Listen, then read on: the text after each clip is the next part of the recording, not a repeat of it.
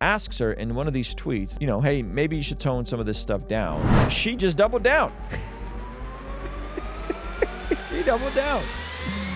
Ruslan. Is J.K. Rowling going too hard on the Transformers? But before we get into that, guys, my name is Ruslan, and this channel exists to encourage, empower, and inspire you to live a life that blesses God. On this channel, we drop podcast clips and topics that are a little too spicy for the main channel. So if you're new here or if you're not new here, please make sure you're subscribed here too, as we're edging on 250,000 subscribers, and huge majority of you guys that watch this channel, unfortunately, are not subscribed. All right, let's jump into the video. A couple days ago, Elon Musk asked J.K. Rowling to move on from posting trans hot takes on X, but heartily agrees with the author. Okay, not sure if you guys are keeping up with this. So Elon Musk has asked J.K. Rowling to stop posting her views about Transformers, suggesting that Harry Potter author instead focus creating interesting and positive content on social platform he owns. Now, this is a bit ironic considering how Elon has been very, pro-speech absolutist and stuff. Rowling, 58, has long been vilified by Transformer activists for her views on these things, which she frequently shares on her platform, placing herself on the receiving end of both boycotts and death threats over the years. But the world-famous author steadfastly stood her ground, frequently sparring with detractors on a platform who have labeled her a TERF, or trans-exclusionary radical feminist, and even trolling activists over their use of gender-neutral language, which Rowling believes constitutes erasure of biological women. Musk's ask is particularly puzzling given the multi-billionaire's own history of questionable tweets. In July 2022, the Tesla CEO famously tweeted, "Pronouns suck," and later that year doubled down with a post that said, "I absolutely support Transformers, but all these pronouns are an aesthetic nightmare." Last year, the polarizing also made waves by declaring the term cis and cisgender terms used among Transformer activists to define a non-Transformer were considered slurs on the platform. So he then asks her, he personally thinks she should ditch women's rights. Okay, so he asks her in one of these tweets, hey, maybe you should tone some of this stuff down regarding the being combative towards the Transformers. Okay, and in that, she just doubled down. She doubled down. J.K. Rowling is accused of cruelty as she mocks Transformer football manager by comparing her to a straight, white, middle-aged bloke.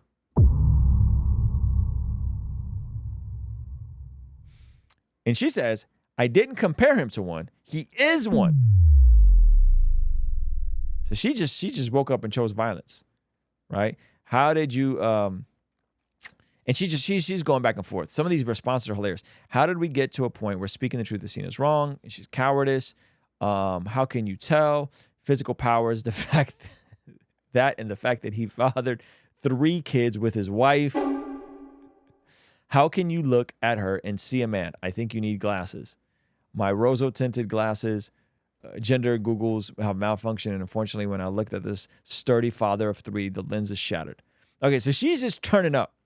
She is just turning up. And if you go to her platform, there's a lot of this stuff. She's responding to people. She just doesn't care, right? Publicly, publicity-hungry men who declare themselves lesbians go on TV to tell female athletes they need to be careful about what they say, advocate for males, inclusions in women's sports, and abuse for women's sports. She's like super duper, anti-women's sport, bio men and women's sports. When you stop telling men a lie, tell the truth, right? So she's turned up. Calling a man is not bullying or punching down. Cross-dressing straight men are currently one of the most pandered to demographics in existence. And women are under no obligation to applaud the people caricaturing us. Okay. So I'll be honest with you guys. I'm kind of here for it. She's doing a lot of the heavy lifting that folks haven't done and didn't want to do. I think that the tension here is, hey, world-renowned, accomplished author, in my opinion, it's my opinion, she has earned the right to be this abrasive and combative about this issue. Let me explain. If you, as a personality, as a commentator, as a YouTuber, make the vast majority of your content against the outgroup, to me, I think there should be something of net positive impact. Personally, that's my opinion. Meaning, like, what are you adding to the world? How is the world benefiting and gleaming and having wisdom and value added to beauty, goodness? I personally prefer that pathway forward. However, I will say that with someone as accomplished as J.K. Rowling, Harry Potter being one of the greatest selling book series ever, if anyone has earned the right to wake up and choose violence, and I'm using that language sarcastically, against the Transformer community, I would think it's her. If anybody has the right to wake up and say, yeah, I'm going to spend my passive time being an activist against the activist on social media, I say let her live. Let her cook. Why? Because she's already accomplished a degree of contribution to the cultural zeitgeist with regards to her literary works and how that's transformed culture. And she doesn't care. Like, she's just like you ever meet someone that's like 60 up and just doesn't give a crap? They're just going to tell you exactly what they think. Now, I think she has earned that right. I think for the vast majority of Christ followers, of followers of Jesus, I don't think this is how we are to always behave and engage. If your entire life consists of chasing down the latest false teaching and the latest heresy, and chasing down whatever issue is going on in the cultural dystopian reality that we're living in, without adding goodness, beauty, morals, values to the world, without adding something net positive to the world, I just go, So it's like her, Cat Williams, Dave Chappelle. I think they could do whatever they want. I'm not going to do that.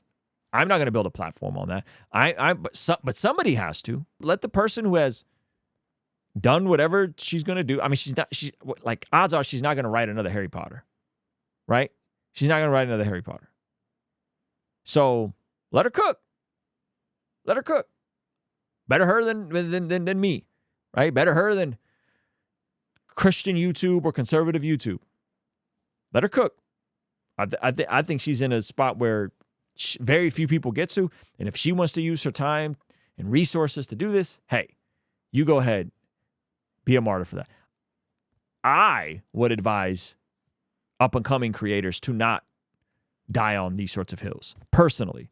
Like, if it's like, I'm going to tell the truth unapologetically, and I want to be a creator on these platforms, I would just say, I don't think that's the hill you should die on.